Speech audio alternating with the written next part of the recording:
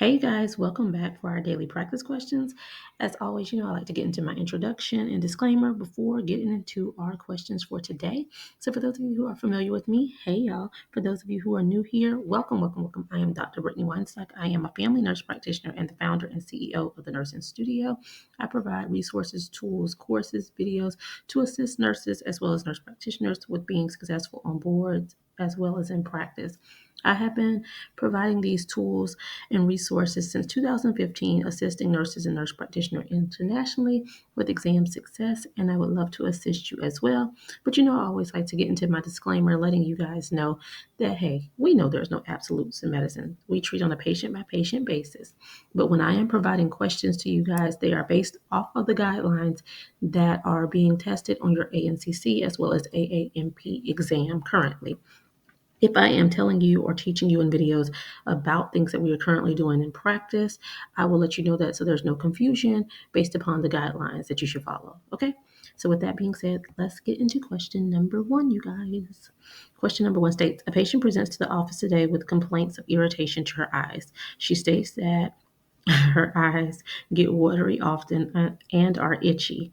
Upon examination, the nurse practitioner notes a stringy discharge from the patient's right eye. Based on these findings, what is the best diagnosis? Is it A, bacterial conjunctivitis, B, allergic conjunctivitis, C, viral conjunctivitis, or D, pink eye? Take a moment to tell me what you have in the comments.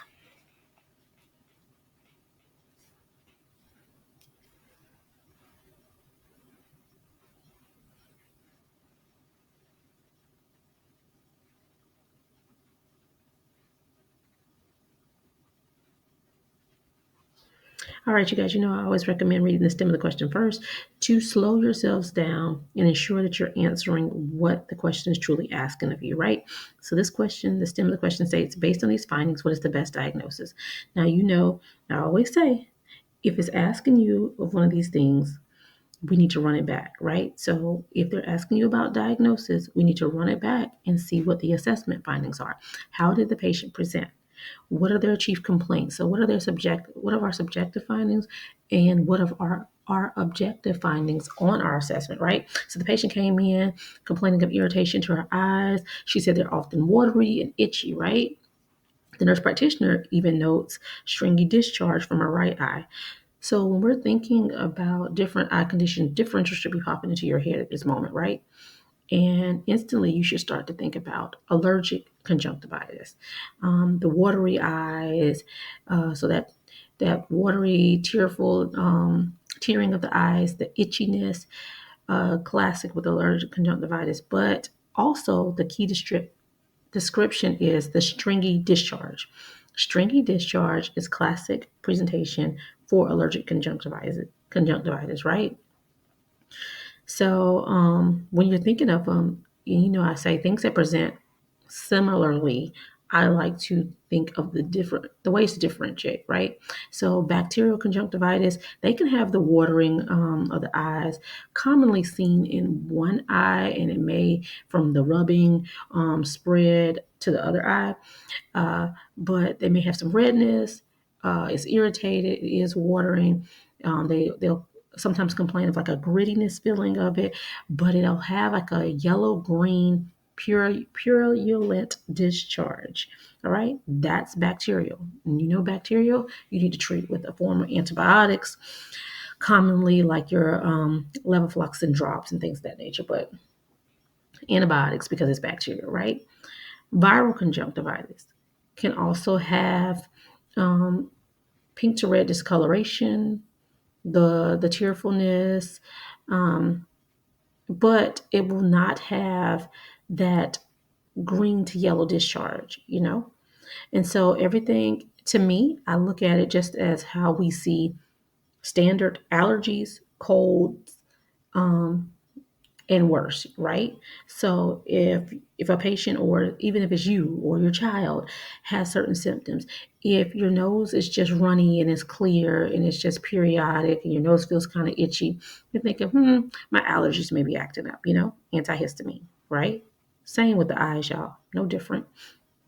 You have that clear discharge, itchiness, when you have like a little viral something, you can tell that, hey, it's a little bit more this when I blow my nose, it's thicker. It's not like just clear and thin and watery. It's thicker, but it's not to the extent of that green yellow gunk that like, oh yeah, I got the crud, I'm sick, type of thing. Same thing with the eyes. It's just coming from a different location. Okay, so think of it in that format.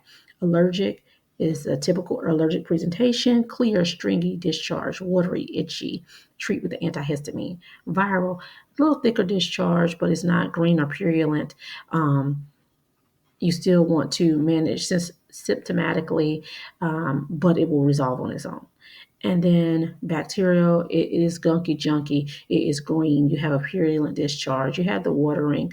You want to clean your hands. You don't want to spread it. Just like with anything else, we're trying to contain this issue, and we treat with the antibiotic to knock it out. And then pink eye, you guys, conjunctivitis, is a form of that, pink eye family, right? So know your terminology, okay? All right, question number 2, you guys. A patient presents to the office today for follow-up. The patient has a history of type 2 diabetes. The nurse practitioner is reviewing the patient's A1C, and it is 11. She is reviewing treatment options and notes that the patient is currently on 2 oral anti-diabetic agents and will need to initiate insulin therapy. What is the best medication to initiate at this time? Is it A, Novolog, B, Lantus, C, Humalog, or D, no insulin is needed at this time, add another oral agent? Take a moment to tell me what you got, you guys.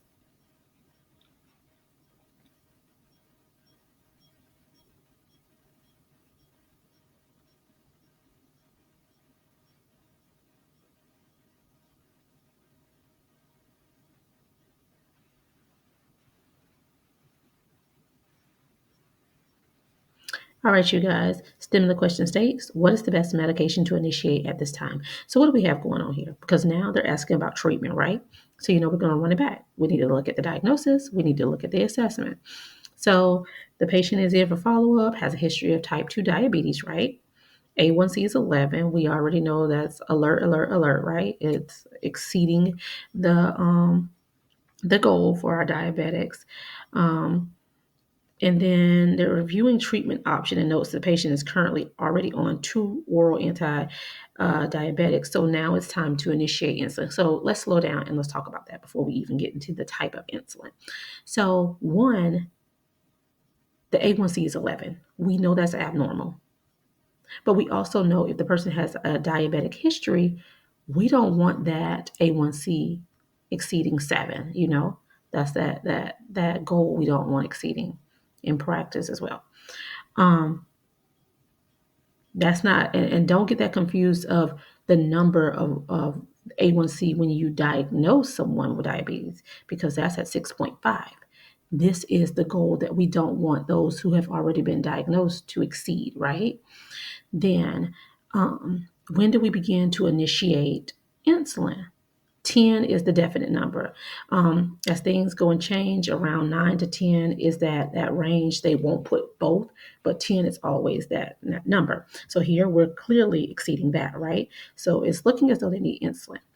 And so you need to think about it, about guidelines. ADA, the American Diabetes Association, recommends that, hey, when they are exceeding this number of 10 and it's time to initiate this insulin therapy, you want to combine a particular insulin with 1 or 2 oral anti-diabetic agents. So we're already on 2 orals. So now we need to think of the insulin we need to add in, right? And so Novolog and Humalog are those rapid acting, your logs. So those can be utilized, but that's not our best coverage right now. So you can eliminate A and C. So B, Lantus is the best answer choice here, because guidelines say that you want to initiate a basal insulin, so your long-acting insulins, right? Because it's a slower acting, and it will help the insulin coverage will help to regulate their glucose between those like fasting periods between meals, right? So we already have 1 or 2 oral agents. We're in this number, we're initiating insulin. So we want something to cover them throughout the day to keep it balanced because there's some periods where there are spikes even when on this oral agent. So we want to ensure that when we give them something initially, it's something to cover them. And typically those basal insulins are like your insulin glargine is like our most common one that we see. And so, though, those are like your Lantus, your Sageos, and things like that. So the best answer choice here is B, Lantus. All right, you guys. And last question for today, question number 3.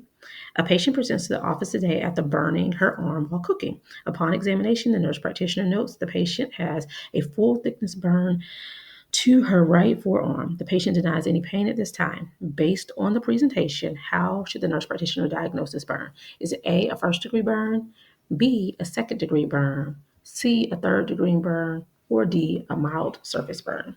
Take a moment to tell me what you got in the comments.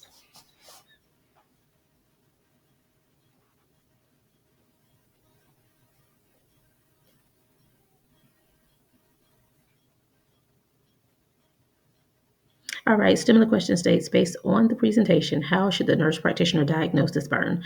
So, all right, so we're talking about diagnosis, so we need to run it back and see what the assessment is. Patient comes in, says she burned her arm while cooking.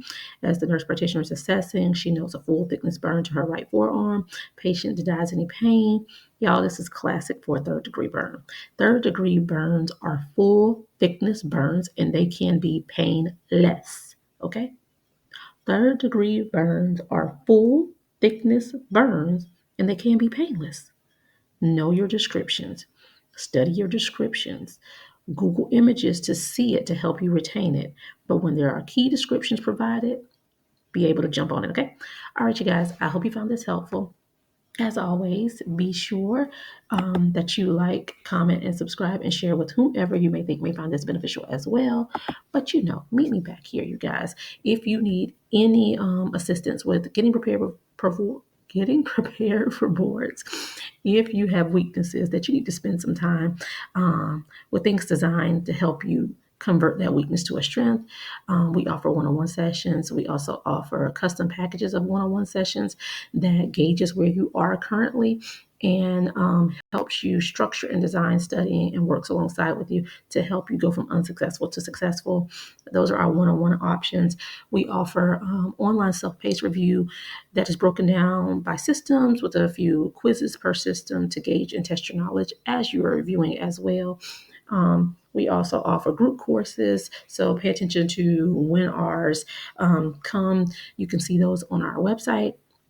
And if you just honestly don't know what you need, just shoot us an email or give us a call at the Nurses Studio, and we can book a time to discuss where you are and do a discovery call and see what really meets where you currently are. But just reach out to us at 803 400 6864 or shoot us an email at the nursing studio, the number one at gmail.com. Also, the website and links to review books and things are in the bio for ease of access. But as always, happy studying. Meet me back here. Bye, y'all.